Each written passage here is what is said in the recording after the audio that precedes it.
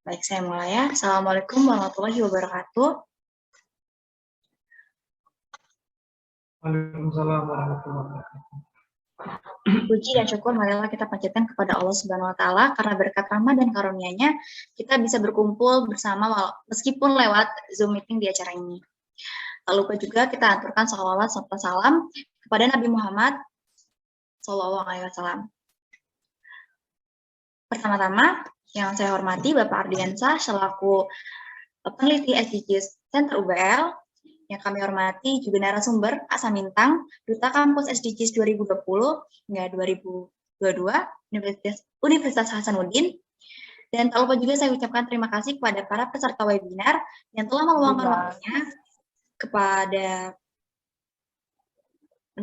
meluangkan waktunya. Terima kasih atas antusiasme yang sangat luar biasa untuk terus serta dalam acara webinar SDGs Institutional Forum SDGs Y and Z.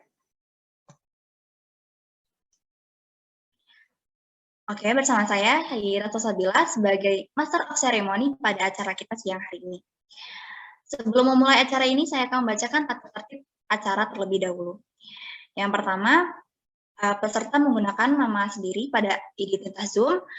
Yang kedua, berpakaian rapi, sopan, dan tidak mengikuti di tempat dan tidak menimbulkan konsentrasi terpecah. Lalu yang terakhir, pada saat pemateri berbicara, mikrofon supaya dimute. Acara selanjutnya yaitu menyanyikan Indonesia Raya.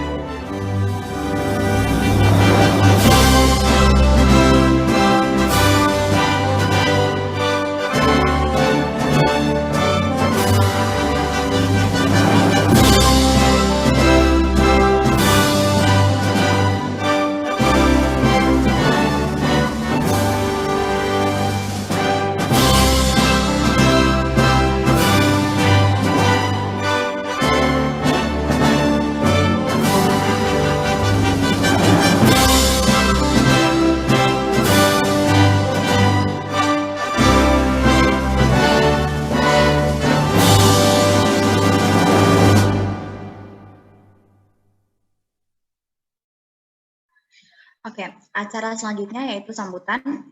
Sambutan yang pertama akan disampaikan oleh Bapak Ardiansyah selaku peneliti SDG Center UBL.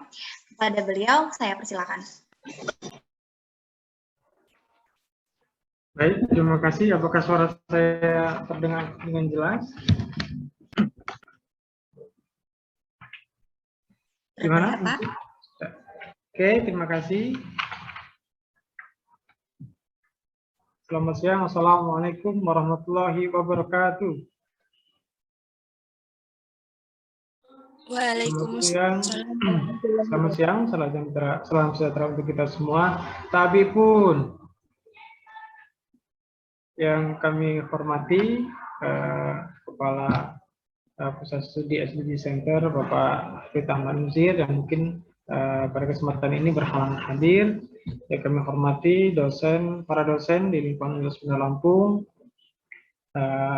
Bapak Ibu serta teman-teman mahasiswa dari Universitas Bandar Lampung, dari Universitas Hasanuddin, dan juga dari universitas yang mungkin ada di Lampung maupun di luar Provinsi Lampung. Puji syukur kehadirat Allah SWT yang telah memberi kita nikmat sehat sehingga kita semua dapat berkumpul secara virtual pada siang hari ini dalam acara webinar SDGs Inspirational Forum, yang tentunya ini kegiatan yang sangat bermanfaat untuk kita semua, tentunya generasi muda, generasi Y dan Z ya, yang mana kegiatan ini tentunya akan memberikan gambaran yang lebih mendalam lagi kaitan dengan apa itu SDGs. Lupa selawat serta salam tetap tercurahkan kepada junjungan kita Nabi besar Muhammad Sallallahu Alaihi Wasallam, yang tentunya kita nanti nantikan syafaatnya di yaumul akhir. Amin Allahumma amin. Sebelumnya saya mewakili Bapak Frit Ahmad Nuzir, yang mana memang beliau pada siang hari ini berhalangan hadir karena memang ada kegiatan yang cukup mendesak. Mungkin sedikit yang perlu saya sampaikan, saya mengutip dari materi yang sudah disampaikan oleh Bapak Wakil Presiden, yang mana mungkin teman-teman di sini ada yang belum begitu paham kaitan dengan SDGs ya.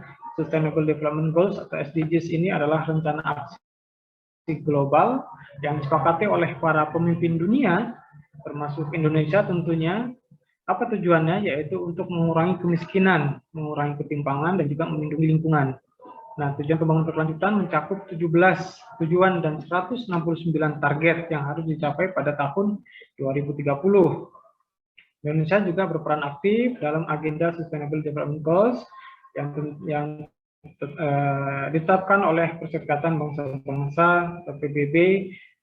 Sementara peran Indonesia antara lain adalah tentunya menjadi permasalahan kita bersama, yaitu pengentasan kemiskinan, pemberdayaan ekonomi rakyat melalui program UMKM, reformasi penambangan liar, serta program penggantian bahan bakar rendah karbon seperti B30, dan juga penggunaan kendaraan listrik.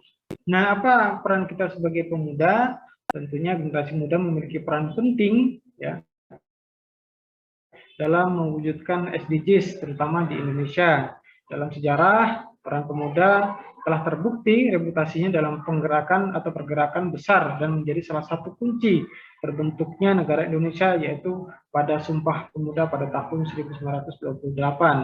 Nah, tentunya di era saat ini, pemuda adalah kekuatan ekonomi ya, dan semangat pemuda menjadi tulang punggung tentunya dalam pembentukan suatu negara. Populasi dengan status pemuda saat ini akan mendominasi populasi dengan imbalan demografi ya, mencapai puncaknya nanti pada tahun 2030 hingga 2040. Di Indonesia jumlah penduduk usia kerja 15 sampai 60 tahun menurut data terakhir Badan Pusat Statistik, mencapai 70% dari total jumlah penduduk. Tentunya hal ini menjadi alasan yang kuat bahwa anak muda juga merupakan kunci untuk berperan dalam mewujudkan pembangunan berkelanjutan. Untuk para anak muda dengan ikut berpartisipasi, tentu kita akan mendukung dalam mewujudkan pembangunan berkelanjutan. Nah, teman-teman semua dari mahasiswa Bapak Ibu dosen, di sini kita sudah menghadirkan Mbak Samintang ya, Duta SDGs dari Universitas Hasanuddin periode tahun 2020 sampai 2022, yang tentunya nanti kita akan dengar bersama. Saya lihat rekam jejak dari Mbak Samintang begitu luar biasa,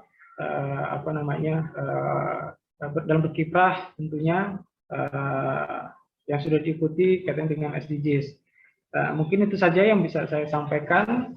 Saya akhiri. Wassalamualaikum warahmatullahi wabarakatuh.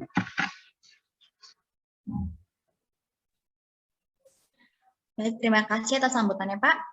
Sebelum beranjak ke acara selanjutnya, saya memberitahu kepada para peserta untuk mendapatkan sertifikat pada acara ini, peserta harus mengisi link absensi terlebih dahulu yang akan diberikan setelah acara. Baiklah, tiba saatnya kita di acara inti. Yang kita tunggu-tunggu adalah pemaparan materi oleh narasumber yang sudah hadir di tengah-tengah kita. Acara ini akan dipandu oleh moderator kita, yaitu Bapak Ardiansyah. Sebelum saya menyerahkan acara ini kepada beliau, saya akan membacakan CV moderator terlebih dahulu. Ya, beliau adalah Bapak Ardiansyah, SAP MSI, dengan riwayat pendidikan 2018, Sarjana Universitas Bandar Lampung, Ilmu Administrasi Publik. Pada tahun 2020, Magister di Universitas Bandar Lampung, Ilmu Administrasi. Oke, lalu ada juga pengalaman penelitian yang beliau lakukan pada tahun 2021, ada penguatan Merdeka Belajar Kampus Merdeka dalam meningkatkan kompetensi mahasiswa di program studi administrasi publik Universitas Bandar Lampung. Oke, itu saja yang bisa saya sampaikan.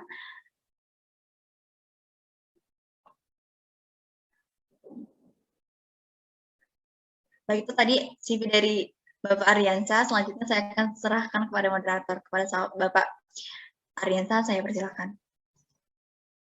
Baik, terima kasih kepada Saudari MC. Oke, kebetulan saya di sini juga berlaku sebagai moderator. Seperti tadi sudah saya sampaikan bahwasannya SDG sangat penting ya, tentunya peran pemuda ya untuk itu tadi ya, bagaimana mewujudkan Sustainable Development Goals untuk yang harus kita capai ya. Seperti tadi kita sampaikan ada 17 tujuan dan 169 target yang harus kita capai di tahun 2030. Nah, ini kita sudah hadir di sini pemateri dari Duta SDGs Universitas Hasanuddin ya, Mbak Samintang yang nantinya bisa memberikan gambaran kepada dari mahasiswa kaitannya dengan apa itu SDGs dan bagaimana peran pemuda secara mendalam ya kaitan dengan SDGs ini, apa saja yang perlu kita pahami dan harus kita implementasikan. Sebelumnya mungkin saya sebutkan ya, kita sendiri juga punya duta kampus SDGs ya di Universitas Bandar Lampung. Ada Muhammad Hafiz Fadil, ada nggak di sini? Fadil.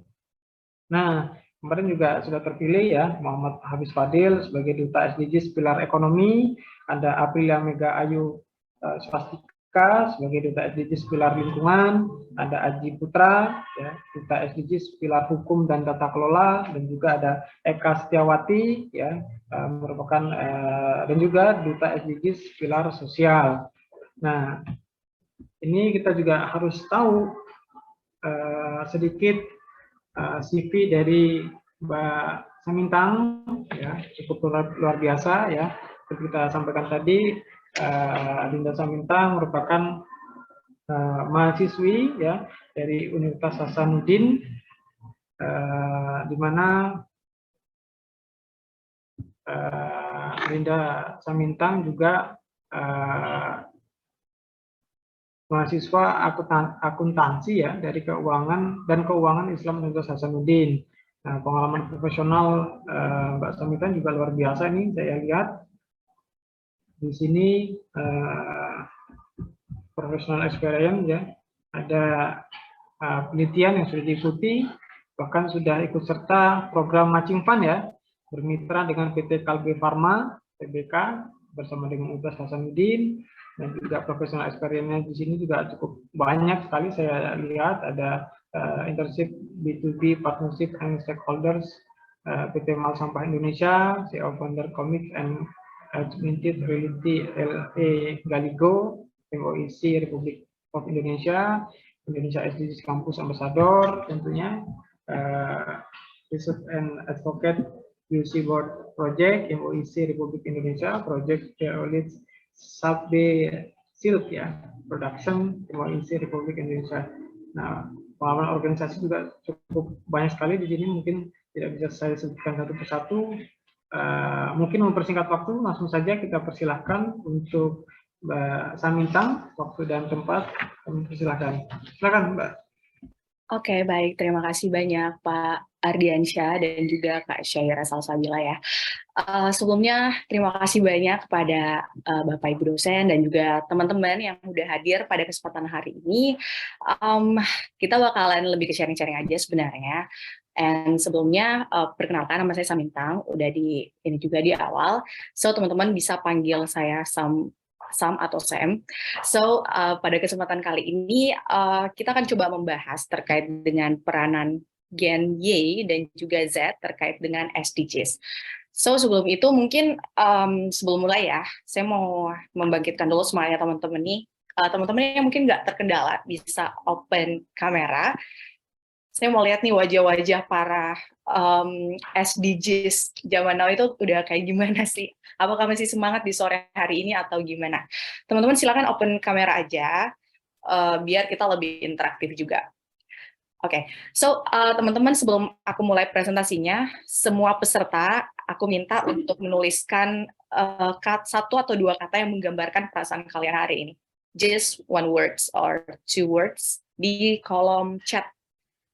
Aku tunggu ya semuanya, tapi jangan satu dua orang aja, semuanya harus bisa mengungkapkan perasaannya. Karena generasi muda itu harus berani ya Kak untuk mengungkapin pendapatnya, mengungkapkan perasaannya. Jadi silakan di kolom chat, teman-teman tulis aja sekarang perasaannya kayak gimana. Biar aku tahu nih teman-teman sekarang lagi galau kah atau lagi ngantuk. Jadi nanti kita bisa sama-sama lebih semangat lagi nih sebelum kita masuk ke acaranya. Oke. Ini belum ada yang masuk di kolom chat ya. Kayaknya masih mikir excited. Ada yang excited itu. Kalau yang lain nih gimana perasaannya? Apakah se-excited itu kah atau masih ngantuk atau gimana nih? Yang lain dong silakan di-put di kolom chat. Aku tunggu nih perasaan teman-teman ini sekarang udah kayak gimana? Apakah masih semangat atau lagi ngantuk? Yang lagi patah hati mungkin ya. Atau yang lagi, ya jangan sampai ada yang patah hati nih atau gimana, kita sama-sama saling berbagi lah di sini teman-teman. Oke, ada yang nggak bisa on cam karena jaringan kurang mendukung. Kalau perasaan Kak, alhamdulillah masih semangat. Alhamdulillah ya masih semangat.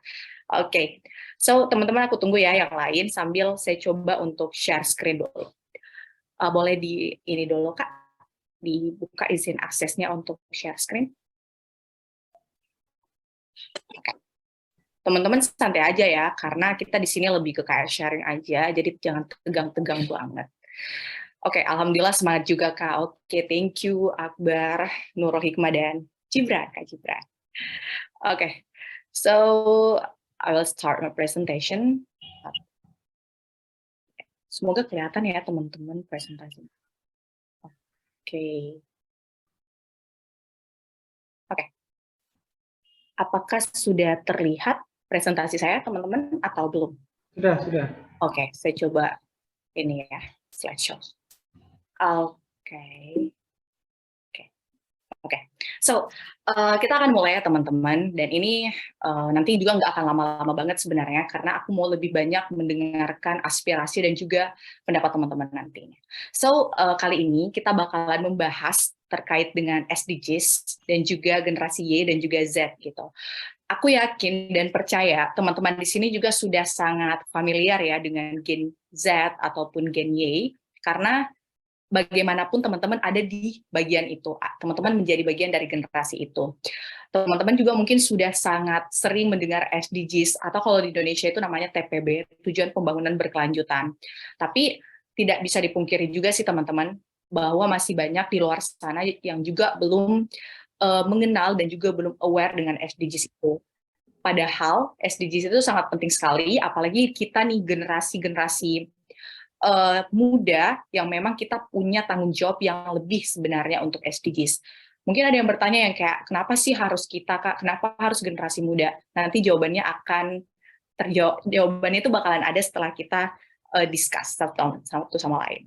So, ini salah satu nasihat yang sudah a long time ago ya teman-teman, dari Ali bin Abi Thalib.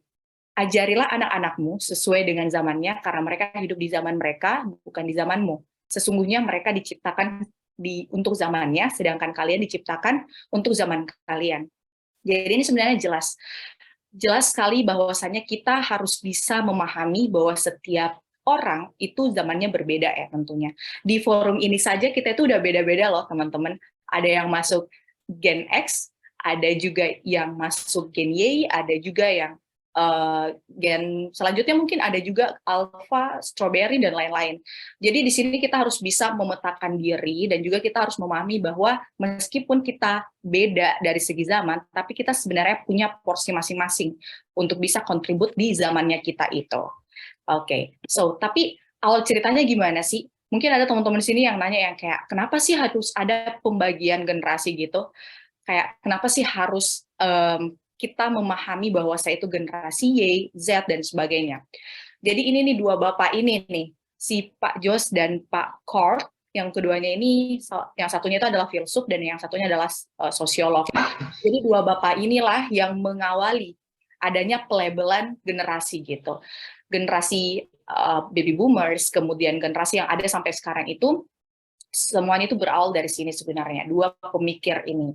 Dan keduanya ini pada dasarnya menyimpulkan, teman-teman, bahwa generasi itu sebenarnya adalah sebuah grup atau kelompok yang di dalamnya itu banyak banget individu yang lahir di historical yang sama, kemudian sosiokulturalnya yang sama, bahkan mereka mengalami experience yang hampir sama gitu. Sehingga dari hal tersebut yang kemudian membentuk dan mengembangkan satu bentuk commonalities sebagai resultnya. Jadi itulah sekarang ada pembagian generasi itu. Teman-teman mungkin mau lihat, ini adalah salah satu awal dari pembagian generasi itu. Dan secara sederhananya, pembagian generasi ini memang menjadi satu hal yang penting bagi satu negara, karena dengan begitu regulasi yang ada, kemudian stakeholders, khususnya pemerintah, itu bisa mengetahui bahwa porsi-porsi yang perlu di setiap generasi itu seperti apa. Karena tidak mungkin pendekatannya itu akan sama antara generasi yang baby boomers, kemudian dengan kita-kita ini, yang masih ada di usia yang produktif atau muda, gitu. Nah, ini sekilas saja sih, aku coba mau perlihatkan ke teman-teman perbedaan antar generasi gitu. Nah, teman-teman di sini udah bisa melihat ya secara detail dari generasi builders, baby boomers, generation X, Y, kemudian Z, dan juga Alpha. Bahkan ke depannya itu sudah ada generasi strawberry loh teman-teman. Teman-teman nanti bisa googling juga generasi strawberry itu apa, kenapa namanya strawberry, dan bagaimana karakternya. Di sini jelas banget sih perbedaan-perbedaan yang teman-teman bisa tangkap satu sama lain ya. Karena di setiap generasi ini berbeda cara mereka bersosialisasi, berbeda cara mereka menghabiskan uangnya, berbeda juga cara mereka untuk berkoordinasi. Dan juga beda banget nih cara mereka, dalam artian cara mereka hidup sehari-hari itu beda banget gitu. Nah, mulai dari sini nih, mulai dari baby boomers, di situ cara-cara mereka berkomunikasi itu lebih formal. Kemudian semakin ke sana, X, Y, Z, sampai Alpha itu sudah sangat santai dan bahkan cenderung gaul gitu kan. Kayak kita-kita nih sekarang sudah jarang menggunakan bahasa-bahasa yang formal. Karena memang generasi itu, pembentukan generasi itu yang mendorong kita mempunyai karakter yang unik-unik gitu. Teman-teman di sini setelah melihat ini kan sudah tahu nih, generasi Y sampai 39. Umurnya 25 sampai 9, lahirnya dari 80 sampai 94. Kalau yang Z itu ada juga di sampingnya gitu. Kayaknya teman-teman di sini kebanyakan Gen Z ya, kalau aku nggak salah, atau mungkin Gen Y juga. Nah, di sini teman-teman harus bisa tahu juga setiap generasi itu, karena ini penting, teman-teman. Kadang itu kita mungkin saking betahnya dengan kondisi di generasi kita, yang kayak kita nih generasi Z misalnya, kita cinta dengan teknologi, kita nggak bisa hidup tanpa teknologi, tiap hari kita bangun langsung cek HP, benar kan? Pasti benar, karena saya juga mengalami hal yang sama, dan memang itu sebuah behavior kita masing-masing gitu. Nah, jangan sampai kalau teman-teman nggak tahu nih generasi sebelumnya, nanti teman-teman merasa terlalu fokus ke dirinya sendiri gitu, yang kayak ada stigma, generasi baby boomers tuh ketinggalan zaman, mereka tuh terlalu kaku, terlalu katrok, dan sebagainya. Kita nggak boleh kayak gitu, teman-teman. Karena setiap generasi itu punya cara mereka sendiri dalam berkomunikasi, cara mereka membangun relasi. Nah, kita harus belajar dari semua itu. Karena pada dasarnya setiap generasi ini punya kontribusinya masing-masing, gitu. Nah, dari generasi itu, generasi-generasi yang banyak itu, kita akan fokus kedua ya, teman-teman, dua generasi, yaitu Y dan Z. Kalau Y ini biasa disebut dengan millennials, jadi kalau teman-teman baca berbagai literatur itu sama, generasi Y dan milenial itu sama. Kemudian generasi Z. Oke. Jadi, for your information, teman-teman ada di sini loh sebenarnya. 2/3 populasi Indonesia itu adalah kita, generasi Y dan juga Z. Ini menjadi suatu kondisi yang sangat challenging, teman-teman. Kenapa challenging? Karena di satu sisi, ini bisa menjadi opportunity, tapi di satu sisi, ini bisa menjadi sebuah challenge. Kenapa? Ini bisa menjadi opportunity karena kalau generasi yang muda itu banyak, otomatis kita bisa kontribut lebih banyak gitu. Yang muda-muda ini bisa mengisi lapangan kerja, mereka bisa menjadi wirausaha yang mempekerjakan banyak orang misalnya. Tapi di satu sisi, ketika tidak prepare dengan baik, pengangguran akan muncul, kesenjangan sosial juga semakin kentara, dan juga berbagai masalah sosial ekonomi lainnya itu pasti akan muncul. So, kita sekarang ada di fase dilema gitu, antara ini bisa menjadi tantangan atau ini bisa menjadi sebuah peluang besar. Dan itu masih tanda tanya ketika kita nggak prepare dari sekarang. Oke, so ini gambaran sederhana saja dari McKinsey and Company terkait dengan Gen Y dan juga Gen Z. Nah, teman-teman di sini bisa lihat aja terkait dengan konteks, behavior, dan consumption-nya. Kalau generasi Y itu terkait dengan globalization, kemudian terkait juga apalagi namanya cara mereka mengonsumsi sesuatu lebih untuk ke experience, ke hal-hal yang menyenangkan, dan lain-lain. Oke. Nah, saya akan coba summarize ya teman-teman beberapa ciri dari dua generasi ini, generasi Y dan Z. Yang pertama, kita itu akan selalu berusaha untuk mencari kebenaran. Benar atau benar nih? Karena gini, di fase-fase ini kita tuh akan selalu berusaha untuk mencari yang mana sih yang benar gitu. Contoh nih, kasus-kasus yang lagi booming sekarang, aku yakin teman-teman tidak akan mungkin hanya mencari itu di satu informasi. Teman-teman pasti akan mengulik, atau misal teman-teman dapat satu info di Instagram, teman-teman pasti bakal scrolling tuh komen-komen yang ada. Teman-teman mungkin tak jarang juga langsung komen di media sosial itu. Karena kita akan selalu berusaha mencari kebenaran itu dari berbagai sumber, hingga pada akhirnya kita menjadi orang yang tidak ingin ketinggalan. Kita akan selalu berusaha untuk terdepan gitu di kehidupan sehari-hari kita, atau mungkin di media sosial dan lain-lain sebagainya. Terus yang kedua, isu yang paling banyak dibicarakan oleh generasi Y dan Z itu terkait dengan leisure. Leisure itu artinya hal-hal yang menyenangkan, hal-hal yang asik-asik gitu. Kayak misalnya nih, teman-teman yang generasi milenial itu kebanyakan lebih suka teknologi and music. Kemudian kalau yang Z itu atau pasca milenial, mereka lebih suka yang kayak movie, sport, game, education. Di sini aku mau tanya teman-teman, siapa di sini yang di gawainya atau di handphonenya itu nggak ada game? Yang nggak ada game sama sekali. Just want to know, teman-teman, apakah masuk di generasi Y atau Z gitu? Ada yang di handphonenya nggak ada game, atau semuanya ada? Kayaknya teman-teman kebanyakan punya ya. Karena memang itu yang menjadi ciri kita sih sebenarnya, teman-teman. Ada yang nggak ada gamenya? Oke.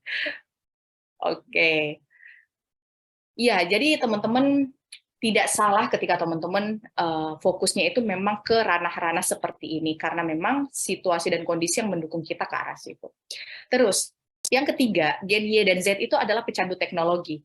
Ini aku yakin teman-teman bakalan bilang 100% ya, karena kita pun bertemu hari ini karena teknologi, karena ada yang namanya Zoom meeting, hingga pada akhirnya kita bisa bertemu, bisa bertatap muka. Di sini ada yang lagi di Lampung, ada yang lagi di Makassar, tapi nggak ada ya yang di luar bumi nih, semuanya masih di dalam bumi semua kan.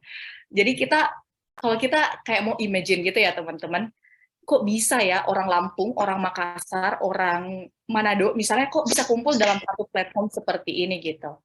Kayak can imagine gitu. Tapi karena dengan adanya teknologi, it happen nih teman-teman, itu bisa terjadi. Oke. Nah ini, pengeluaran kita untuk telekomunikasi itu lebih banyak, kemudian kepemilikan produk keuangan kita ke e-channel, dan teman-teman sini sudah pakai mobile banking, pakai SMS banking, dan sebagainya, kemudian sudah mulai menjauhi cash. Dikit-dikit pakai QRIS, gitu kan teman-teman. Karena memang kondisi-kondisi yang sekarang itu mendorong generasi-generasi Y dan Z itu untuk bisa menjadi orang yang simple, orang-orang yang instan dan ingin melakukan sesuatu dengan cepat gitu. Nah, ini beberapa angka-angka saja teman-teman dari Alfara Institute terkait dengan konsumsi telekomunikasi anak-anak Gen Z dan juga Y. Just info untuk teman-teman. Oke, so jiwa kewirausahaan kita sebenarnya cukup tinggi. Iya, jadi betul adanya bahwa memang sebagian besar generasi Y dan Z itu kewirausahawannya itu tinggi banget. Karena mereka selalu berusaha untuk mencari kesempatan-kesempatan, mencari peluang-peluang yang memang bisa menjadi bargaining power mereka gitu. Dan tidak jarang teman-teman saya yang ada di lingkungan saya itu juga mulai punya usaha gitu, meskipun mereka juga masih terbilang di usia yang sama dengan saya gitu. Mungkin teman-teman juga punya teman-teman yang seperti itu. Dan memang itu salah satu pola yang dijalankan oleh generasi Y dan Z.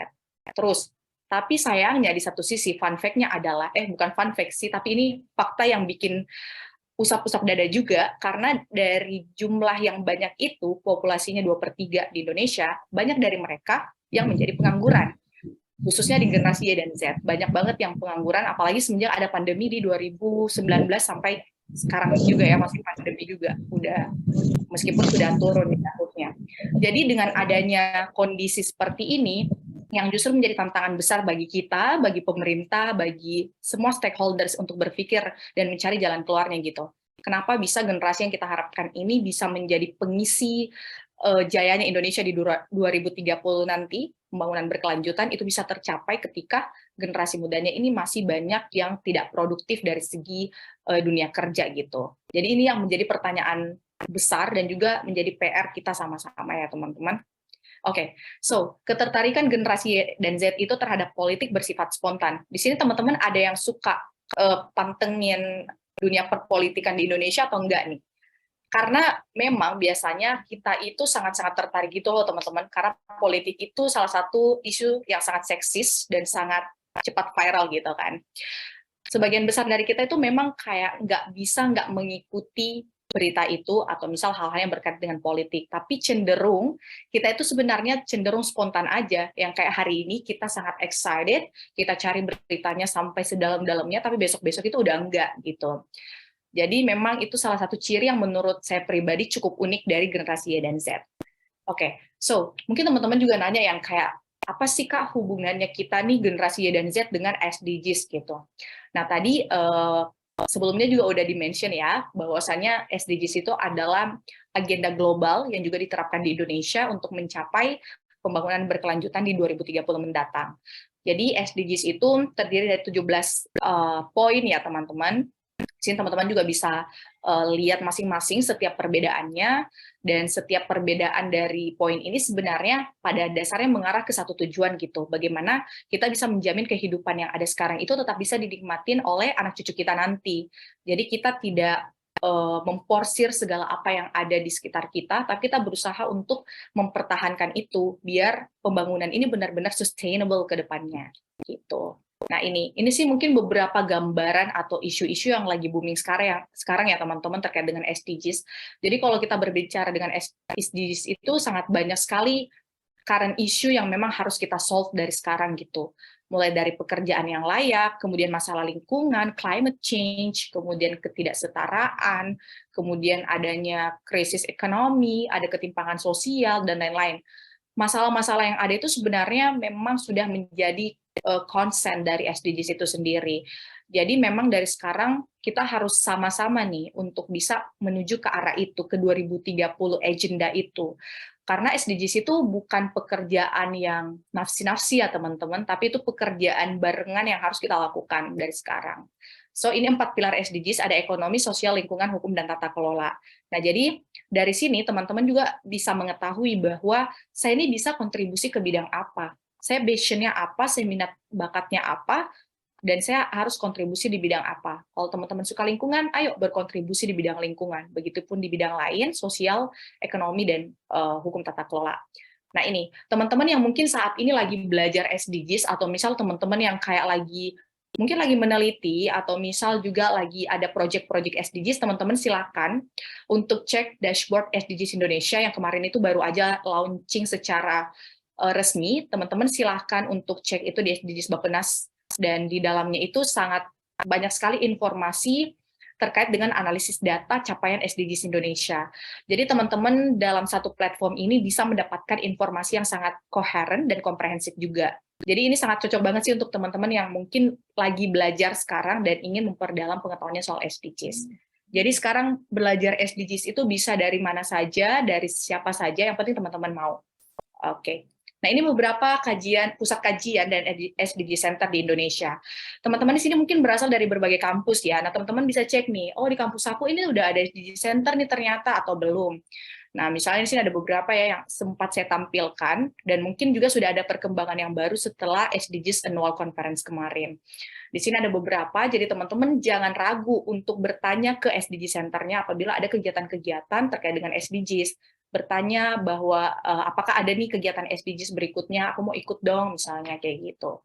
Dan memang SDG Center itu juga hadir sebagai sarana informasi SDGs di lingkungan kampusnya teman-teman. Jadi jangan pernah malu, jangan pernah ragu untuk bertanya gitu. Nanti cek ya di SDGs di kampusnya masing-masing apakah sudah ada atau belum. Kalau belum ada, rekomendasikan biar kampusnya bikin SDG Center ya. Oke. Nah, terus gimana nih Kak cara kita biar bisa menjadi pemuda yang bisa berkontribusi ke SDGs. Nah, pertama yang paling penting yang harus teman-teman tahu itu adalah kenali diri teman-teman dulu. Teman-teman ini tipikal generasi muda yang apa? Apakah teman-teman adventure? Apakah teman-teman orang yang tipikalnya visionary? Apakah teman-teman the leader, the artist, konservatif, dan lain-lain? Ada 7 nih. Jadi 7 jenis milenial atau generasi muda ini itu langsung di-riset oleh IDN. Jadi teman-teman diklasifikasikan nih kita ini yang lagi ada di Zoom sekarang, kita itu punya tipe-tipenya masing-masing. Kalau adventure itu sebenarnya sesuai dengan namanya ya, ini sebenarnya jelas aja perbedaannya masing-masing. Adventure itu tipikal orang yang biasanya dia tuh kayak kuat banget untuk menginspirasi orang lain, dan dia suka berpetualang gitu. Orang yang visioner itu orang yang punya visioner, harus jelas visi misinya tiap hari, tiap bulan, tiap tahun misalnya, kayak gitu. Nah, teman-teman di sini harus bisa kira-kira mengklasifikasikan dirinya itu, aku tuh tipikal orang yang adventure, aku tuh suka berpetualang, dan aku bakalan kontribusi ke SDGs dengan cara berpetualangnya aku gitu. Jadi ketika teman-teman udah tahu, itu sangat penting sekali karena bisa menjadi navigasi untuk bisa kontribut ke SDGs juga. Nanti teman-teman silakan aja ya untuk membaca lebih jauh terkait dengan ini, dan nanti teman-teman silakan refleksi ke dirinya, kira-kira aku tuh cocoknya di mana. Oke. Bonus demografi yang ada dengan total penduduk Indonesia, khususnya generasi Y dan Z itu 2/3 populasi, ini bisa menjadi tantangan dan peluang ya teman-teman. Karena itu tadi, ini akan bisa menjadi peluang ketika kita prepare dari sekarang dan kita punya kapabilitas, kompetensi, dan kita punya semangat yang tinggi gitu. Namun ini bisa menjadi tantangan, bahkan ancaman ketika kita tidak ready ke arah situ. Gitu. Jadi makanya SDGs itu butuh orang muda, dan orang muda juga butuh SDGs. So, beberapa best practice yang pernah saya lakukan terkait dengan SDGs itu sebenarnya tidak dilakukan dengan kegiatan yang besar-besar banget, teman-teman. Karena justru SDGs itu untuk bisa dipercepat pelaksanaannya, kita harus bekerja juga dari hal-hal yang sifatnya akar rumput. Harus dibawa, kemudian kecil-kecil pun nggak apa-apa. Yang penting teman-teman konsisten dan sustainability-nya itu jalan gitu. Jadi itu yang paling penting. So, mungkin saya akan coba untuk show beberapa hal-hal atau program-program yang pernah saya lakukan, dan semoga ini bisa menjadi one of inspiration untuk teman-teman juga.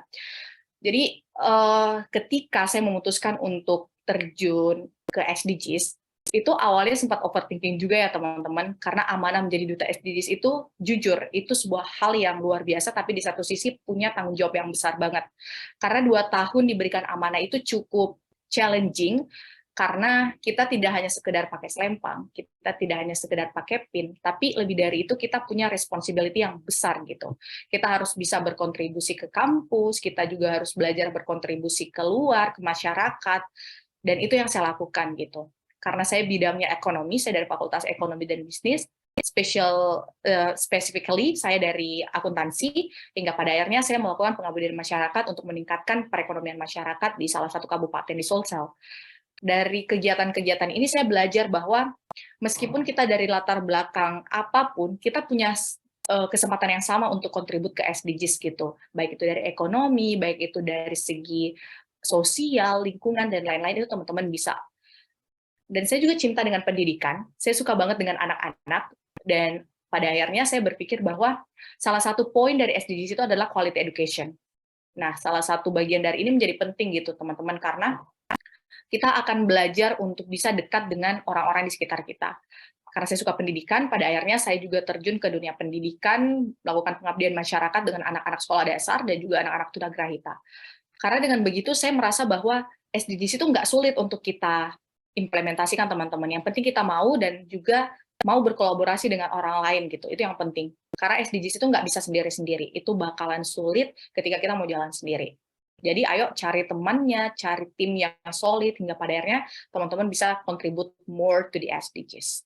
Nah, ini juga beberapa call lingkungan juga kemarin, alhamdulillah, saya juga ke Lampung di 2021 ikut NSLSM. Itu salah satu event yang benar-benar mempertemukan saya dengan berbagai macam teman-teman dari latar belakang yang berbeda, tapi kita punya satu tujuan gitu, untuk bisa menjadi agen sustainability.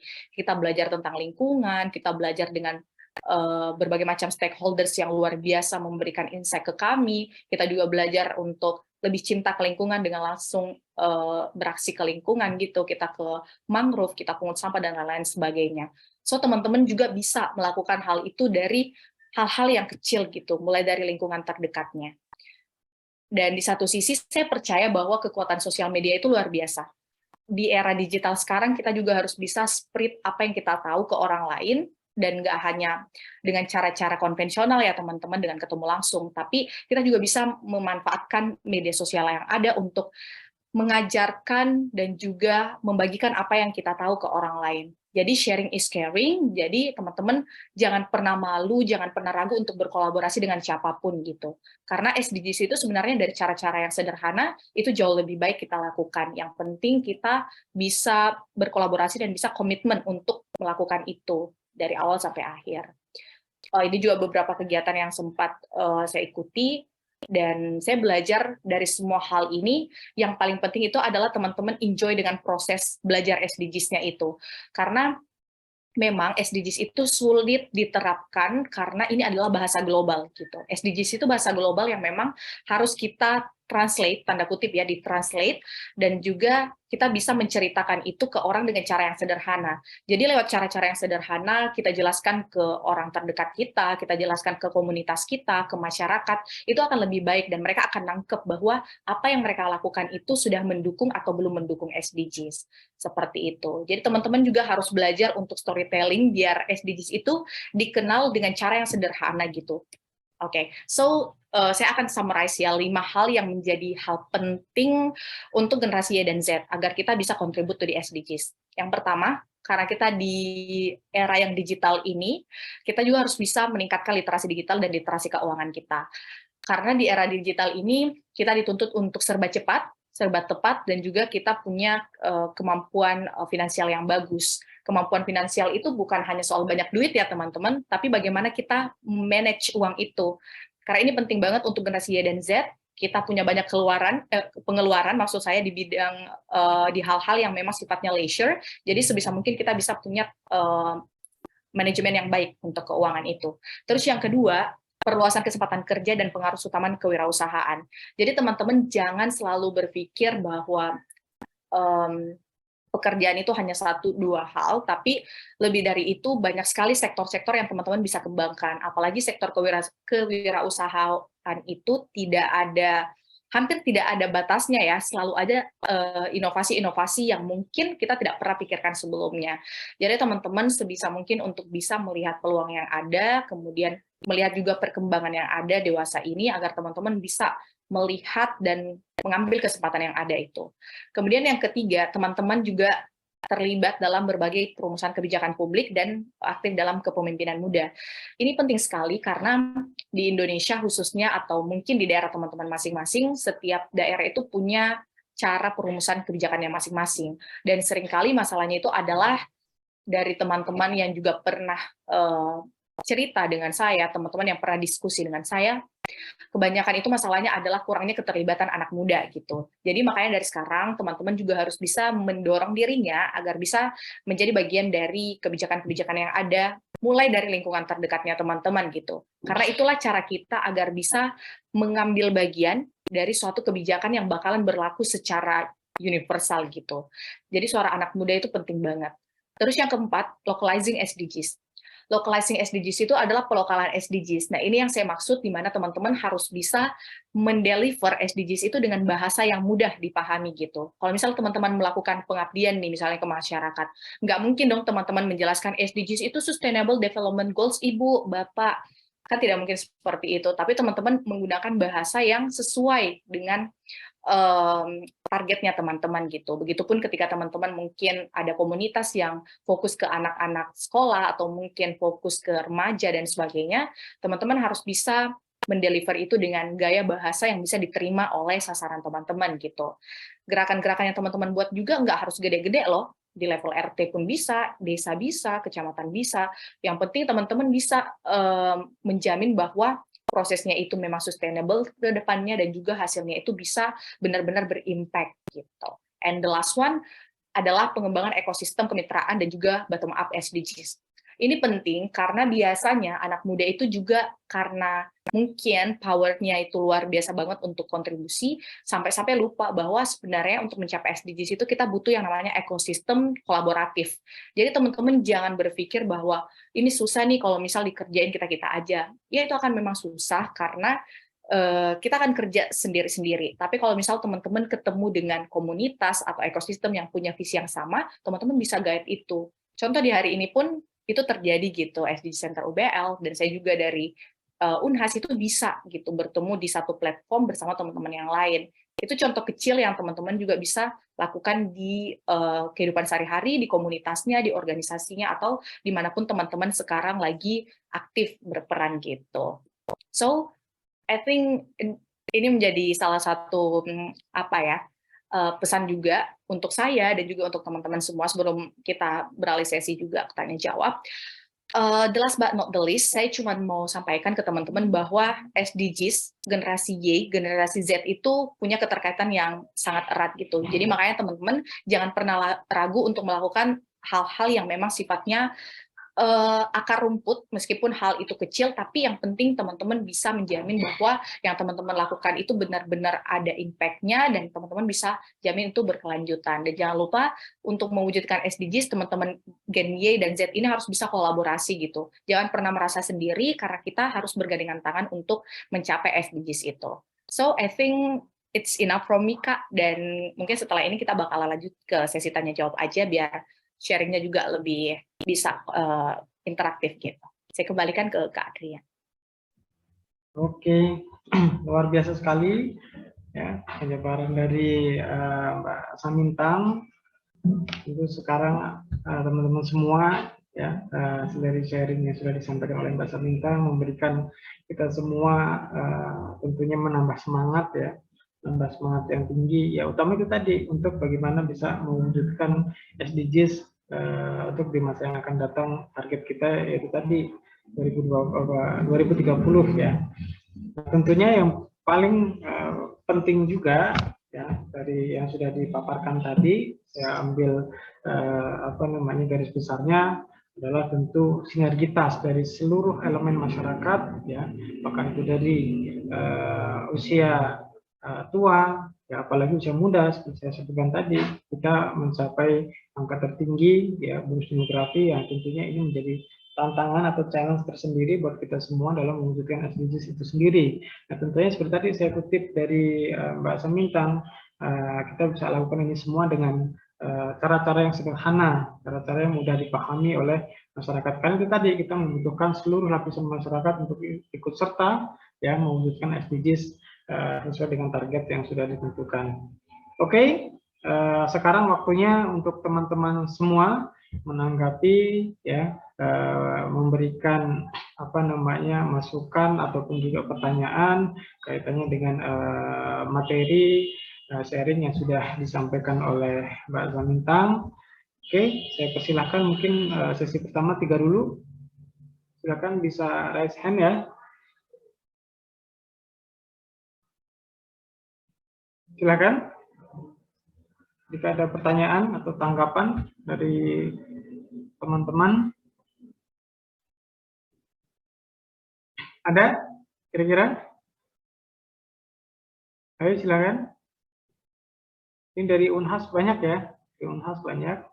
Ayo nih dari Unhas, dari UBL juga ayo. UBL ya. Kita sharing-sharing aja teman-teman. Ayo silakan.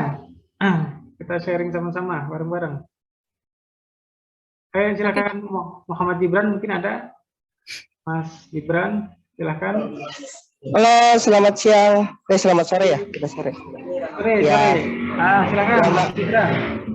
Ya, terima kasih banyak atas sharing yang luar biasanya. Saya mencatat beberapa poin penting di sini.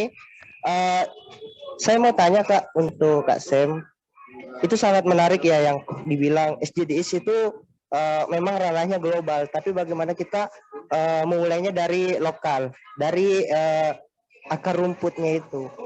Nah, mungkin teman-teman di sini banyak atau bingung memulainya itu dari mana Kak, dari aspek apa? Karena kebanyakan kita mau memulai tapi yang pertama nggak ada media, nggak ada tempat untuk mengimplementasi apa yang kita inginkan. Nah, untuk mungkin dari Kak Sem ada saran atau masukan untuk mahasiswa-mahasiswa bisa memulai implementasi SDGs itu dari mana Kak? Terima kasih. Oke. Ada lagi kira-kira? Mau langsung dijawab atau kita kumpulin dulu, Mbak Samintang? Boleh Kak, langsung dijawab aja. Langsung dijawab, silakan Mbak Samintang. Ya, sebelumnya terima kasih Kak Gibran for the question. So, interesting banget ya pertanyaannya. Betul bahwa memang SDGs itu challenging banget ya untuk kita mahasiswa. Cuman yang paling penting itu adalah yang pertama, kita harus mulai itu dari diri sendiri dulu. Karena gini, sebelum kita bisa memperkenalkan SDGs itu ke orang dengan cara yang sederhana, kita dulu yang benar-benar harus tahu SDGs itu apa, kemudian cara kontribusi yang diawali dari diri sendiri itu seperti apa. Nah, jadi dari cara-cara yang sederhana, misalnya kayak sekarang kita mengurangi penggunaan botol plastik, sudah bawa tumbler ke kampus misalnya, itu kan salah satu movement yang bisa kita mulai dari diri sendiri. Nah, itu tuh kayak Kak Gibran tuh bawa tumbler. Teman-teman di sini juga udah bawa tumbler kan kalau ke kampusnya, udah nggak bawa botol-botol plastik lagi. Nah iya, jadi ketika kita udah bisa komitmen dengan diri sendiri, oke, itu kita udah selesaiin tahap itu misalnya. Oke, tahap kedua, ketika kita ingin coba mengajak komunitas ataupun lingkaran-lingkaran pertemanan kita agar mereka juga bisa mengenal SDGs dengan bahasa-bahasa yang sederhana gitu. Jadi setelah itu kita udah mulai bisa nih mengajak rekan-rekan ataupun circle pertemanan kita agar juga bisa mengenal SDGs gitu. Karena biasanya ketika kita punya satu komunitas atau misalnya satu lingkaran pertemanan yang satu frekuensi dengan kita, itu cenderung ketika mereka lihat hal-hal yang baik yang kita lakukan, mereka akan bertanya dan why kita melakukan hal itu. Misalnya kayak bawa tumbler, kenapa sih bawa tumbler? Kayak misalnya kayak anak SD aja yang harus bawa tumbler gitu. Tapi kalau kita bisa ngejelasin bahwa tumbler ini ketika teman-teman bawa satu tumbler, teman-teman itu berarti sudah mengurangi sekian-sekian ton sampah loh setiap tahunnya. Jadi kayak gitu. Ketika udah clear nih di lingkungan pertemanan kita, tentu kita akan berambisi lagi nih gimana ya biar SDGs ini atau biar TPB ini bisa dikenal oleh masyarakat yang lebih luas lagi atau misal komunitas yang lebih luas lagi gitu. Jadi kunci utamanya adalah teman-teman juga harus mau untuk bekerja keras dan bekerja cerdas untuk menemukan ekosistem yang memang pas dengan tujuannya teman-teman. Misalnya teman-teman di sini ada yang benar-benar fokus banget ke anak-anak atau fokus ke pengembangan ekonomi masyarakat marginal misalnya, tentu teman-teman akan mencari nih komunitas atau stakeholders apa yang paling cocok untuk teman-teman ajak kolaborasi gitu. Ketika teman-teman sudah lakukan riset, kemudian dapat nih organisasi yang cocok, nah itu teman-teman nanti coba hubungin, kemudian tanya gimana nih cara kita kolaborasi biar kita bisa mengerjakan proyek A, B, C ini dengan baik gitu. Jadi ketika kita udah mendapatkan komunitas atau ekosistem yang baik, itu akan mempermudah kita mendeliver SDGs itu dengan cara-cara yang paling mudah gitu dan dengan bahasa yang paling sederhana. Jadi kuncinya adalah yang pertama, saya coba summarize, itu adalah mulai dari diri sendiri, dari teman-teman dulu. Teman-teman juga harus bisa menjadi role modelnya dulu, biar orang-orang di sekitar teman-teman juga merasa bahwa oh ada nih orang yang bisa aku jadikan contoh untuk bisa ngenerapin SDGs juga. Kemudian yang kedua, teman-teman jangan pernah ragu untuk spread itu ke lingkungan yang paling kecil dulu. Jangan langsung yang besar-besar kalau misal teman-teman merasa agak sulit di awal. Kemudian ketiga, ketika teman-teman sudah selesai dengan dirinya sendiri, sudah bisa membangkitkan semangat di circle-nya, jangan lupa untuk bisa mengajak lebih banyak stakeholders lagi dengan gerakan-gerakan yang memang ada ekosistem yang siap mendukung gitu. Jadi jangan pernah merasa sendiri ketika berbicara SDGs, karena sekarang Indonesia itu secara nasional ya, mereka sama-sama punya tujuan yang sama gitu untuk SDGs. Jadi teman-teman jangan pernah merasa ragu ketika mau memperkenalkan SDGs itu. Gitu sih Kak Gibran, semoga menjawab ya. Oke, luar biasa jawabannya. Ada lagi kira-kira yang lain? Aku mau yang dari Gimana? luar. Dong. Tadi Mas Gibran? Bagaimana Kak Oke, Gibran? ayo yang dari luar, dari UBL. Oke, yang dari luar nih. Katanya ada door prize ya Kak, kalau misal ada yang bertanya. Ayo silakan. Oke, ayo teman-teman, aku mau yang dari luar Makassar. Panitia sudah siap ini. Iya, nanti ada door prize-nya loh.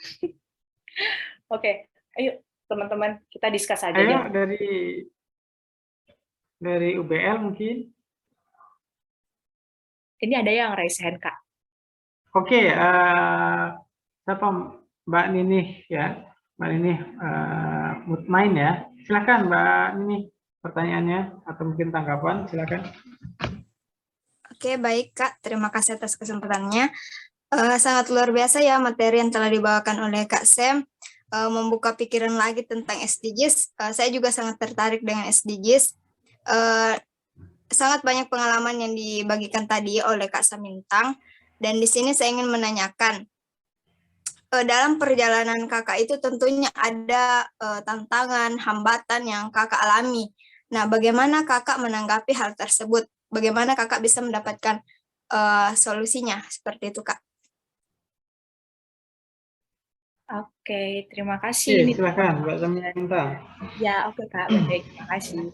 Ya, memang tantangan itu akan selalu ada ya, pasti. Cuman kita kembali lagi bagaimana kita bisa melihat dan menjalin tantangan itu sebagai satu hal yang membuat kita bisa melaju lebih cepat lagi ke depan gitu. Terkait dengan tantangan SDGs itu sebenarnya banyak banget ya, khususnya mungkin in case 2 tahun menjabat kemarin diberikan amanah itu, banyak tantangan-tantangan yang ada, baik itu internal ataupun eksternal. Tapi setiap tantangan itu saya merasa bahwa saya sedang tidak sendiri gitu. Ada orang-orang dan ada pihak-pihak yang memang bisa ngebantu kita solve our problem, dan juga banyak apa ya istilahnya, banyak orang yang bisa ngebantu kita sebenarnya. Yang penting kita mau sedikit terbuka gitu. Karena menjadi seorang orang-orang yang memang diberikan amanah untuk promote SDGs itu memang berat teman-teman, tapi pada dasarnya yang penting ketika ada tantangan itu teman-teman harus bisa communicate as soon as possible. Jadi teman-teman jangan yang kayak lama berdiam gitu, yang kayak, duh gimana nih nggak bisa dilaksanakan nih kegiatan nih, aduh pusing sendiri, overthinking. Teman-teman jangan pernah merasa terkungkung sendiri gitu, tapi share ke orang-orang yang teman-teman rasa, oke, orang ini yang tepat untuk bisa bantu aku gitu. Apalagi kalau misal di lingkungan kampus, teman-teman yang mau melakukan kegiatan-kegiatan SDGs, teman-teman kan nggak sendiri tuh, ada banyak sekali komunitas, organisasi kemahasiswaan, atau mungkin teman-teman yang di kampusnya sudah ada SDG Center itu malah lebih bagus lagi, karena teman-teman ada forum yang bisa langsung ngebantu teman-teman untuk solve problem-problem yang teman-teman dapetin gitu. Dan semua akan ada jalan keluarnya, yang penting teman-teman mau mencoba untuk komunikasikan itu dengan baik gitu. Kemudian selanjutnya yang menjadi poin pentingnya juga adalah setiap ada problem itu jangan pernah merasa bahwa itu yang buat teman-teman berhenti gitu. Karena justru kalau ada problem itu bagus, itu berarti teman-teman sedang berproses gitu. Karena kalau nggak ada masalah itu berarti kita nggak sedang ngapa-ngapain kan. Jadi kalau ada masalah teman-teman ya coba untuk afirmasi positif juga ke dirinya sendiri bahwa oke, masalah ini ada, berarti dikit lagi nih sampai nih, proyeknya bakalan jadi nih, proyeknya bakalan berhasil nih. Jadi teman-teman juga harus bisa istilahnya kembalikan dulu ke dirinya sendiri. Kemudian setelah itu teman-teman jangan malu untuk komunikasikan ke komunitasnya mungkin, apalagi kalau misal teman-teman melakukan suatu hal bukan atas nama pribadi aja, tapi misal atas dasar project per kelompok atau misal komunitas, organisasi, teman-teman pasti bisa mendeliver itu ke rekan-rekannya gitu. And the last one, salah satu lesson learned yang aku dapat selama 2 tahun kemarin itu adalah, saya percaya bahwa SDGs itu banyak yang ngedukung gitu. Jadi semua stakeholders itu punya concern yang sama ke SDGs sebenarnya. Jadi ketika kita sudah membawa narasi SDGs, itu seharusnya sudah didukung oleh orang-orang di sekitar kita, entah itu dari sektor pemerintah kah, swasta kah, atau mungkin NGO ataupun komunitas. Jadi teman-teman juga harus bisa istilahnya mengemas SDGs itu dengan bahasa yang mudah diterima oleh semua orang, sehingga kendala-kendala yang sering muncul itu teman-teman bisa mitigate dari sekarang. Karena mencegah itu memang lebih baik kita lakukan biar nanti ketika melaksanakan segala hal yang berkaitan dengan SDGs itu bisa lebih terplan gitu, dan kita bisa memitigasi hal-hal yang tidak kita inginkan gitu. Dan yang penting sih semangatnya itu yang harus dijaga ya kalau kita mau sama-sama kontribut ke SDGs gitu sih. Semoga menjawab ya. Oke, itu tadi tentunya semangat yang terus dijaga. Kalau kita semangat, tentu kita bisa bersama-sama bergandengan tangan, ya, gotong royong, ya mungkin juga saat ini sudah mulai hilang, ya generasi muda kita, ya budaya-budaya yang dulu warisan diwariskan ke kita itu kan cukup banyak ya, untuk bagaimana bisa memberikan kesulitan, ya kolaborasi, ya. Dan ini saya pikir karena ada digital dan lain sebagainya membuat sekat-sekat. Nah, akhirnya kita sendiri pun juga semakin minim untuk saling berinteraksi, melaksanakan gotong royong yang tentunya itu menjadi warisan budaya kita. Ada lagi kira-kira dari UBL? Silakan. Ada Merliana, ada Mbak Putri, silakan kalau ada yang mau ditanyakan. Jadi teman kita sudah. Jadi kalau misalkan dari MC boleh? Boleh, Mbak Saira, silakan Mbak Saira. Oke, ini kan menarik banget ya kesannya. Dari banyak yang kita pelajarin tadi, itu kan pertanyaannya yang paling mendasar itu gimana cara kita mulai, gitu kan? Kalau dari kita lihat itu SDGs banyak banget poin-poinnya. Ada 17 poin-poin SDGs. Yang mau saya sharing itu di sini mungkin bisa mulai dari poin yang yang kalian interest gitu. Misalkan kalau misalkan saya sendiri itu paling tertarik dengan kesetaraan gender. Jadi mungkin based on story aja dari diri saya itu banyaknya ketidaksetaraan perempuan di masyarakat kan ya Kak. Jadi kalau misalkan kayak tadi Kak Gibran mulai dari bawa tumbler itu juga bisa mulai dari memupuk rasa jiwa SDGs-nya itu bisa keluar dari situ. Gitu sih. Mungkin kayak misalkan kalau dari saya sendiri dari untuk menyebarkan jiwa SDGs itu dari Instagram, itu bisa banget dari akun-akun media sosial yang kalian punya. Itu kayak misalkan contoh kalau dari saya sendiri, misalkan saya komen sesuatu hal yang menurut itu isu yang saya interest, lalu saya sharing ke yang lain menurut opini saya seperti ini. Mungkin ada opini-opini lain dari teman-teman lain yang bisa ngebantu. Itu sih kalau dari saya sendiri. Iya. Benar banget Kak, setuju. Oke, ini pengalaman pribadi mungkin ya? Iya Pak, benar. Oke, silakan Mbak Saminta.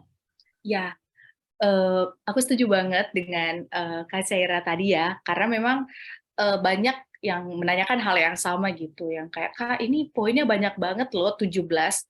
Tujuan capaiannya aja 169 nih. Kita mau mulai dari mana nih? Itu pertanyaan yang paling sering aku dengar juga.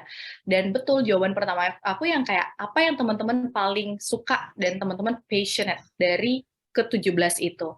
Karena ketika melihat logo-logonya aja yang berbeda itu kita udah bisa identify gitu ya kayak oh aku bakalan kontribusi ke bidang ini nih misalnya. kayak aku juga di awal ketika baru kenal SDGs tepat di 2020 yang kayak harus benar-benar menggembleng diri sendiri biar harus paham dengan SDGs, aku juga bingung yang kayak kita bikin program ini mulai dari mana ya, kayak poin yang mana nih yang harus kita coba elaborasi gitu. Hingga pada akhirnya saya langsung bertanya ke diri sendiri yang kayak, kamu tuh sukanya yang mana sih? Yang mana nih yang paling cocok gitu dengan diri kita sendiri? Bukan berarti kita mengglorifikasi salah satu poin ya, enggak, tapi kita sedang berusaha untuk berkontribusi dengan baik dan sustainable. Jadi kita pilih yang paling interest dengan passion kita juga, dan pada akhirnya itu yang buat kita seneng gitu ngejalanin poin SDGs yang kita pilih. Karena jangan sampai kita sekedar memilih atau mungkin kita merasa bahwa oh ini nih poin yang paling dibutuhin. Padahal semua poin itu sebenarnya punya isu dan punya poin pentingnya masing-masing gitu. Jadi semuanya itu sama aja. Yang penting teman-teman bisa memilih poin yang paling realistis untuk teman-teman laksanakan gitu. Itu sih yang paling penting. Jangan sampai teman-teman juga memaksakan diri yang pada akhirnya nggak efektif program yang teman-teman mau laksanakan. Kayak gitu. Overall setuju banget sih Kak. Memang harus based on interest kita juga. Oke. Gimana Mbak Syaira? Cukup? Ya, cukup. Malah sangat malah ngebantu opini yang saya buat tadi, Pak. Gitu sih. Mungkin dari teman-teman lain juga ada yang mau menambahkan. Oke, silakan. Yang lain, teman-teman yang lain, silakan. Dari Unhas, dari UBL, jika ada lagi pertanyaan, silakan.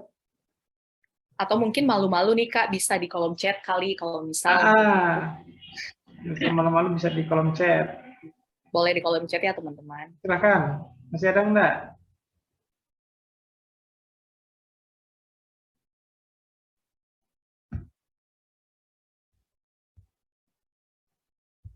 Masih?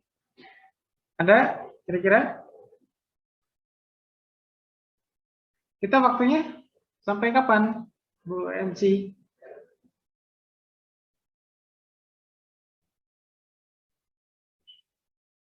Sampai jam 4, Kak. Jam berapa? Jam 4. Jam 4 ya? Nah, masih panjang nih. Yuk, silakan. Masih ada enggak? Berliana? Ada kira-kira yang mau ditanyakan? Tidak, Pak. Oke. Di kolom chat ada pertanyaan? Belum ya?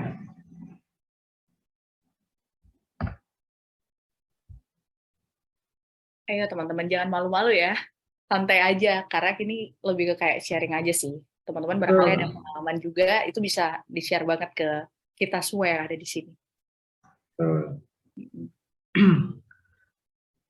Kalau dulu Mbak Samintang waktu awal mulai tertarik untuk belajar di SDGs ya, pemahaman SDGs, apa kira-kira kendala yang sering Mbak Samintang temui sehingga membuat Mbak Samintang sedikit putus asa, kembali lagi semangat lagi, kembali lagi putus asa. Itu apa kira-kira? Mungkin teman-teman juga nantinya bisa ngerasain itu juga. Silakan ya. Mbak. Oke Kak. Ya jadi kalau kendala-kendala itu sebenarnya banyak ya kendalanya. Yang pertama dari segi internal dulu, dari diri sendiri itu udah banyak gitu. Karena biasanya kan kita yang memulai dari awal ini kayak bingung harus bagaimana, kemudian siapa yang harus kita ajak, mulai programnya ini dari mana, kita harus riset dulu kan, kayak program yang cocok itu apa, kita harus lihat dulu urgensinya, siapa yang bakalan kita libatkan, itu di tahap itu aja memang sudah ada tantangannya sendiri. Belum lagi kalau misal teman-teman yang masih kuliah, di semester-semester awal sampai pertengahan itu aku mengerti banyak sekali tanggung jawab yang harus teman-teman juga harus laksanakan gitu.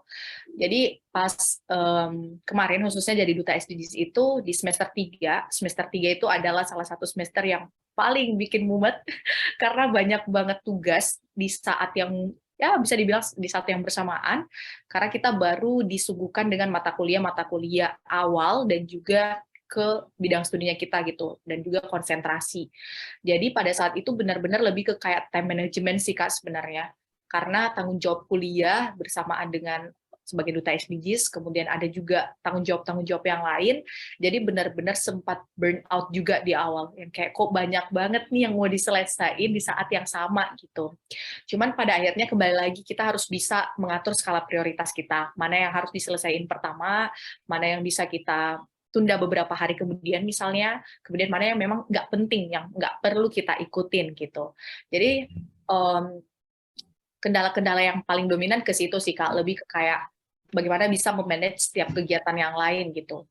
Jadi dari tantangan-tantangan dan masalah itu solusinya sebenarnya lebih kepada kita mempertanyakan kembali atau mengembalikan ke diri kita apakah kita sanggup untuk mengerjakan itu atau seperti apa gitu. Jangan sampai teman-teman mengambil terlalu banyak kegiatan atau mungkin program yang pada akhirnya nggak terrealisasi gitu.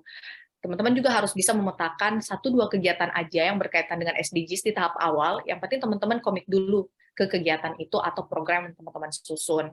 Biar program itu terarah dan teman-teman tahu kapan dilaksanakannya, kemudian bagaimana dilaksanakannya, teman-teman udah bisa jawab pertanyaan-pertanyaan seperti itu di awal gitu. Jadi kuncinya adalah atur waktunya sebaik mungkin biar nggak tabrakan dan biar teman-teman juga nggak demotivasi tiba-tiba gitu. Karena yang bikin demotivasi itu kadang-kadang karena mungkin kita merasa yang kayak kok ini programnya susah banget, nggak ada teman yang bisa diajakin kayak gitu. Jadi untuk mencegah demotivasi itu ya teman-teman sebisa mungkin di awal udah harus bisa memetakan gitu mau ngelakuin apa, siapa yang bakalan dilibatkan, cari tim yang solid, itu penting banget. Karena menjalankan program-program SDGs itu kita harus terlibat dengan banyak orang sebenarnya. Kita bakalan promote itu ke banyak orang. Jadi carilah teman, carilah circle yang benar-benar bisa membantu kita gitu. Kalau misal teman-teman fokus ke bidangnya ekonomi, carilah orang-orang ekonomi minimal gitu. Kalau misal fokus ke lingkungan, panggil orang-orang lingkungan. Biar basis yang teman-teman kerjakan itu ada basis ilmiahnya gitu loh. Kayak ada orang yang ngerti gitu. Jadi itu sih Kak, untuk kendala-kendalanya dan cara-cara untuk bisa solve kendala-kendalanya itu. Oke, benar sekali ya. Jadi mudahnya itu tadi karena begitu banyak ya, ada 17 goals ya dengan 169 target, mungkin kita pusing sendiri kalau semuanya mau kita kerjakan. Simpelnya itu sesuai dengan bidang keahlian kita, bidang keilmuan kita, bidang keminatan kita, ya dengan sesederhana mungkin bisa kita lakukan. Ya semua perubahan itu tentu akan dimulai dari diri kita sendiri. Perubahan juga tidak akan mungkin bisa terjadi apabila itu tadi kita tidak ikut serta, ya bersinergi untuk bagaimana mencapai perubahan itu. Gimana? Yang lain masih ada pertanyaan? Kalau sudah, mungkin ada closing statement dari Mbak Samintang. Oke, ya. Baik, sebelumnya terima kasih banyak kepada Bapak Ibu dan juga teman-teman dari SDG Center UBL dan juga teman-teman dari Unhas, dari Lampung dan semua yang hadir pada hari ini. Sebuah kehormatan tentunya teman-teman bisa hadir di forum yang luar biasa ini, bisa bagi pengalaman satu sama lain. And saya cuma mau sampaikan bahwasannya kalau teman-teman ingin kontribusi ke SDGs itu, jangan pernah pikir susahnya dulu, pikir enaknya dulu, pikir nyamannya dulu, dan yakin dan percaya bahwa teman-teman bisa melakukan itu. Yang penting teman-teman komitmen dan juga mau berkolaborasi. Karena partnership for the goals itu salah satu bagian dari SDGs, jadi makanya kita nggak boleh kerja sendiri-sendiri, dan yang penting teman-teman juga jangan pernah berpikir SDGs itu susah, justru itu bisa dilakukan dari gerakan-gerakan yang sifatnya grassroots. Jadi dari sekarang teman-teman jangan ragu dan jangan malu untuk bertanya dan juga untuk berbuat selagi itu memang hal baik dan memang sama-sama bisa menuju ke percepatan SDGs 2030 mendatang. Jadi teman-teman semua yang lagi kuliah, nggak ada kata terlambat untuk berbuat baik gitu ya. Jadi mulai dari sekarang udah bisa nyicil mau ngelakuin apa dan juga cara-cara praktik baik yang teman-teman bisa lakukan. And last but not the least, SDGs itu salah satu poin yang salah satu hal yang sangat penting banget untuk kita. Jadi jangan pernah berhenti untuk berkarya dan berbuat, apalagi jika memang kaitannya itu untuk mencapai tujuan pembangunan berkelanjutan. Terima kasih Kak. Oke, luar biasa sekali. Nah, mungkin itu ya para hadirin. Tentunya kami juga dari SDG Center Universitas Sunda Lampung mengucapkan terima kasih kepada apa namanya SDGs Universitas Hasanuddin ya, melalui Mbak Samintang sebagai duta SDGs Universitas Hasanuddin sudah berkenan ya untuk apa namanya sharing pada kita semua, berkolaborasi untuk kegiatan kita pada siang hari ini hingga sore hari ini. Semoga acara kita diridhoi dan dapat bermanfaat ya untuk pembangunan berkelanjutan, utamanya tentu adalah negara kita. Oke, mungkin itu saja yang bisa saya sampaikan. Saya selaku moderator, bila mana ada salah-salah kata dari saya mohon maaf. Saya akhiri. Wabillahi taufiq wal hidayah. Assalamualaikum warahmatullahi wabarakatuh. Saya kembalikan ke Mbak Syaira MC. Oke, baik. Terima kasih Pak Ardiansyah, dan terima kasih juga Kak Samintang yang udah memberikan materi yang sangat luar biasa untuk kita semua hari ini. Semoga apa yang disampaikan oleh beliau itu sangat bermanfaat bagi kita semua ya. Sebelum kita masuk ke acara, penghujung acara, saya ingin mengingatkan terlebih dahulu kepada peserta untuk mengisi link absensi terlebih dahulu yang sudah dikirimkan melalui room chat. Selanjutnya, sebelum acara ini benar-benar berakhir, kita akan melakukan sesi dokumentasi terlebih dahulu. Sesi ini akan dipandu oleh saya sendiri. Ayo teman-teman nyalain kameranya dong. Oke. Oke, 1, 2, 3. Oke. Slide kedua. Oke, baik. 1, 2, 3. Oke, good. Terima kasih. Ya, terima kasih semua. Semangat dan sehat selalu ya. Oke, terima kasih semuanya. Terima kasih kepada seluruh panitia dan peserta yang telah menyukseskan acara ini dari awal hingga akhir, dan terima kasih juga untuk Pak Ardiansyah yang selaku moderator. Lalu terima kasih juga untuk Kak Samintang yang sudah bersedia untuk memberikan materi yang sangat luar biasa pada hari ini. Saya Syaira Fadila selaku MC mewakili seluruh panitia, mohon maaf atas segala kekurangannya. Akhir kata, wassalamualaikum warahmatullahi wabarakatuh. Waalaikumsalam warahmatullahi wabarakatuh.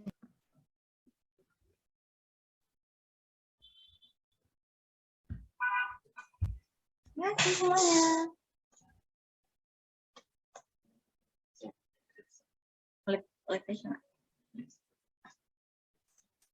Nggak bisa live and all ya.